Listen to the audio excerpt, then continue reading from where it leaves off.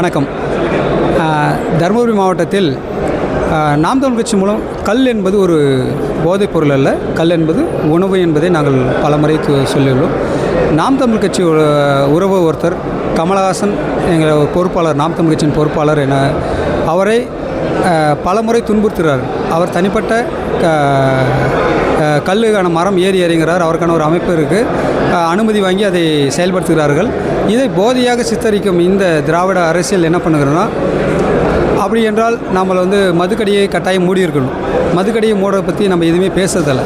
மதுக்கடியை மூடுறதை பற்றி நம்ம பேசாமல், ஒரு கல் வந்தால் அது ஒரு குறைந்த ஒரு செலவில் அது ஒரு மதுபானத்தை கொடுக்கறது, அது உடலுக்கு எந்த பாதிப்பும் இல்லாமல் ஒரு கொடுக்கறதுனால 50 ரூபாய்க்கு ஒரு லிட்டர் கொடுக்குறாங்க.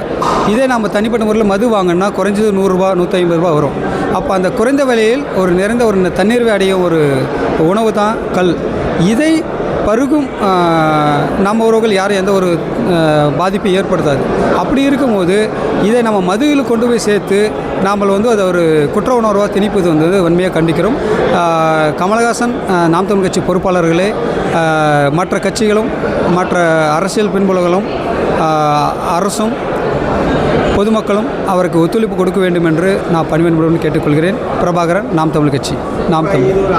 நமது சின்னம் விவசாயி, ஓட்டு பாருங்க ஓட்ட, அப்புறம் பாருங்க நாட்டை.